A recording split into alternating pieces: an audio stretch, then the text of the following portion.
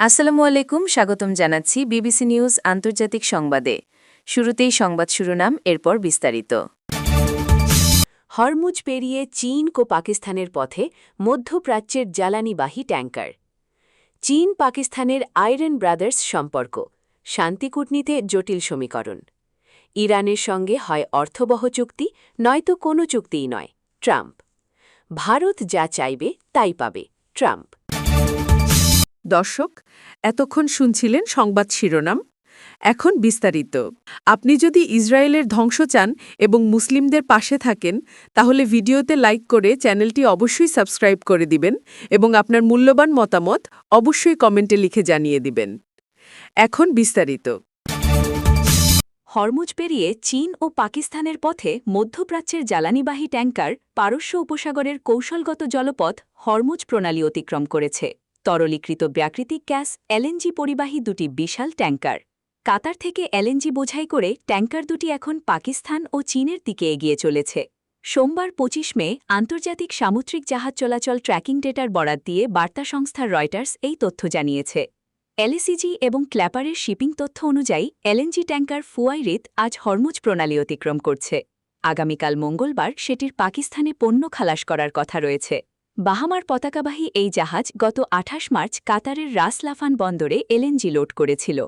এছাড়া কাতার এনার্জির LNG tanker আল রাইয়ানও Hormuz প্রণালী অতিক্রম করে বেরিয়ে গেছে। কাতারের রাস লাফান বন্দরে লোড করা এই কার্গো জাহাজকে সর্বশেষ ২২ মে পারস্য উপসাগরে দেখা গিয়েছিল। সেটি এখন হরমুজ প্রণালীর বাইরে অবস্থান করছে। শিপিং তথ্য অনুযায়ী আগামী ২৭ জুন চীনে সেটির পণ্য খালাস করার কথা রয়েছে। অন্যদিকে very large crude carrier Eagle Verona গত শনিবার হরমুজ প্রণালী অতিক্রম করে বেরিয়ে গেছে। শিপিং তথ্য অনুযায়ী এটি ১২ জুন পূর্ব চীনের নিংবো বন্দরে পৌঁছে পণ্য খালাস করবে বলে ধারণা করা হচ্ছে। সিঙ্গাপুরের পতাকাবাহী এই জাহাজকে এশিয়ার বৃহত্তম রিফাইনার সিনোপেকের বাণিজ্য শাখা ইউনিপেক ভাড়া করেছে। শিপিং তথ্য অনুযায়ী সেটি গত ২৬ ফেব্রুয়ারির দিকে বসরা ক্রুডের প্রায় ২০ লাখ ব্যারেল তেল লোড করেছিল। এর আগে দুটি সূত্র রয়টার্সকে জানিয়েছিল মালয়েশিয়া যে ৭টি জাহাজের জন্য ইরানের কাছ থেকে প্রণালী অতিক্রমের অনুমতি চেয়েছিল, ইগল ভেরোনা সেগুলোর একটি। ওই ৭টির মধ্যে ৫টি জাহাজ এরই মধ্যে হরমুজ প্রণালী অতিক্রম করে বেরিয়ে গেছে। বাকি দুটি এখনও উপসাগরে অবস্থান করছে। চীন পাকিস্তানের আয়রন ব্রাদার্স সম্পর্ক, শান্তি কূটনীতির জটিল সমীকরণ। ১৯৬৩ সালের মার্চে পাকিস্তান একটি বিরল সিদ্ধান্ত নেয়। হংকংয়ের আয়তনের প্রায় ৫ গুণ বড় একটি ভূখণ্ড তারা চীনের কাছে হস্তান্তর করে। বেইজিংয়ের সঙ্গে একটি সীমান্ত চুক্তির আওতায় পাকিস্তান কারাকোরাম পর্বতমালার অন্তর্গত প্রায় ৫,১৮০ বর্গ কিলোমিটার এলাকা সাক্সকাম উপত্যকার নিয়ন্ত্রণ চীনের কাছে দেয়, যা ভারত কাশ্মীরের অংশ হিসেবে দাবি করে। এই চুক্তির পেছনে একটি কৌশলগত যুক্তি ছিল। পাকিস্তানের ওই অঞ্চলের ওপর একচ্ছত্র সার্বভৌমত্ব ছিল না এবং সেই বিরোধ আজও অমীমাংসিত রয়ে গেছে। তবে চীন ১৯৬২ সালের সীমান্ত যুদ্ধে ভারতের বিরুদ্ধে জয়লাভ করেছিল এই চুক্তির মাত্র ৩ মাস আগেই।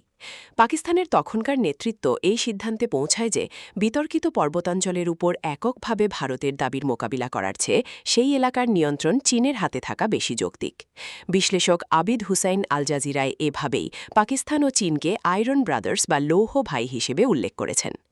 নিবন্ধে তিনি লেখেন, ৬ দশকেরও বেশি সময় আগের সাক্সকাম উপত্যকাকে চীনের হাতে তুলে দেওয়ার ঘটনা প্রমাণ করে সমাজতান্ত্রিক এবং ধর্মের ভিত্তিতে গঠিত দুই দেশ এক সুতোয় বাঁধা পড়েছিল। আর এই দীর্ঘস্থায়ী সম্পর্কের বড় একটি অংশ জুড়ে রয়েছে ভারতের সঙ্গে উভয়ের যৌথ শত্রুতা। গত ২১ মে চীন ও পাকিস্তানের কূটনীতিক সম্পর্কের ৭৫ বছর পূর্তি উদযাপিত হয়েছে। এই ঐতিহাসিক মুহূর্তকে স্মরণ করে গত সপ্তাহে পাকিস্তানের জাতীয় সংসদে এক বিশেষ অধিবেশন অনুষ্ঠিত হয়। এরই ধারাবাহিকতায় ২৩ মে পাকিস্তানের প্রধানমন্ত্রী শাহবাজ শরীফ একটি উচ্চ পর্যায়ের সরকারি ও সামরিক প্রতিনিধি দল নিয়ে ৪ দিনের রাষ্ট্রীয় সফরে বেইজিং যান। আবিদ হুসেইনের মতে, কূটনীতিক সম্পর্কের এই বিশেষ বর্ষপূর্তিতে দুই দেশের যৌথ বিবৃতি, জনসম্মুখে দেওয়া বক্তব্যগুলোতে গত কয়েক দশক ধরে ব্যবহৃত পরিচিত শব্দগুলোই প্রতিধ্বনিত হতে দেখা যায়, যেমন লৌহ ভাই, সব আবহাওয়ার বন্ধু কিংবা যাদের বন্ধুত্ব পাহাড়ের চেয়ে উঁচু এবং সাগরের চেয়ে গভীর। তবে আনুষ্ঠানিক এই উৎসবের আড়ালে দুই প্রতিবেশীর সম্পর্কের দীর্ঘ ইতিহাস রয়েছে। সেই ইতিহাসের পাতায় রয়েছে চীনের কাছে বিতর্কিত ভূখণ্ড হস্তান্তর, এক গোপন পারমাণবিক চুক্তি যার কথা কোনো পক্ষই আনুষ্ঠানিকভাবে স্বীকার করেনি, এবং ১৯৭১ সালে আমেরিকার সঙ্গে চীনের কূটনীতিক যোগাযোগের পথ তৈরিতে পাকিস্তানের ঐতিহাসিক মধ্যস্থতা। দুই দেশের এক শত্রু ১৯৪৯ সালের অক্টোবরে গণপ্রজাতন্ত্রী চীন প্রতিষ্ঠার মাত্র ৬ মাসের মধ্যে ১৯৫০ সালের জানুয়ারিতে বেইজিংকে স্বীকৃতি দেওয়া প্রথম মুসলিম রাষ্ট্র পাকিস্তান। এই পদক্ষেপকে অনেকে সাহসী ও প্রগতিশীল হিসেবে বর্ণনা করলেও এর মূলে ছিল সম্পূর্ণ কৌশলগত বাধ্যবাধকতা। ১৯৪৭ সালের অগস্টে ব্রিটিশ শাসন থেকে স্বাধীনতার পর রাষ্ট্র হিসেবে নিজেদের গুছিয়ে নেওয়ার আগেই ভারতের বিরুদ্ধে একটি শক্তিশালী ভারসাম্য তৈরি করার প্রয়োজন ছিল ইসলামাবাদের। ফলে আদর্শের চেয়ে এখানে ভৌগোলিক অবস্থান এবং নিরাপত্তার হুমকি বেশি প্রাধান্য পেয়েছিল। ইরানের সঙ্গে হয় অর্থবাহু চুক্তি, নয়তো কোনো চুক্তিই নয়। ট্রাম্প ইরানের পারমাণবিক কর্মসূচি ও আঞ্চলিক নীতি নিয়ে যুক্তরাষ্ট্রের অবস্থান পুনর্ব্যক্ত করে এক কঠোর বার্তা দিয়েছেন মার্কিন প্রেসিডেন্ট ডোনাল্ড ট্রাম্প। সামাজিক যোগাযোগ মাধ্যম ট্রুথ সোশ্যালে দেওয়া এক পোস্টে তিনি স্পষ্টভাবে জানিয়েছেন, তেহরানের সঙ্গে যে কোনো চুক্তি হতে হলে তা হতে হবে অত্যন্ত অর্থবহ এবং আমেরিকার স্বার্থের অনুকূলে, অন্যথায় কোনো চুক্তিই সই করবে না ওয়াশিংটন। নিজের পোস্টে ট্রাম্প সরাসরি উল্লেখ করেন, ইরানের সঙ্গে চুক্তি হলে তা হবে একটি মহা এবং অর্থবহ চুক্তি, আর তা না হলে আদৌ কোনো চুক্তি হবে না। ট্রাম্পের এমন মন্তব্যকে তেহরানের ওপর ওয়াশিংটনের সর্বোচ্চ চাপ প্রয়োগের কৌশলের ধারাবাহিকতা হিসেবেই দেখছেন আন্তর্জাতিক রাজনৈতিক বিশ্লেষকরা।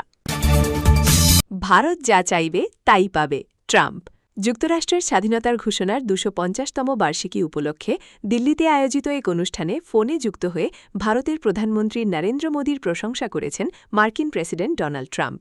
তিনি নিজেকে মোদীর বড় ভক্ত উল্লেখ করে বলেন, ভারত যা চাইবে তাই পাবে।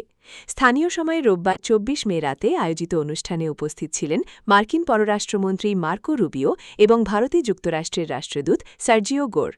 এ সময় ফোনে বক্তব্য দেন মার্কিন প্রেসিডেন্ট ডোনাল্ড ট্রাম্প।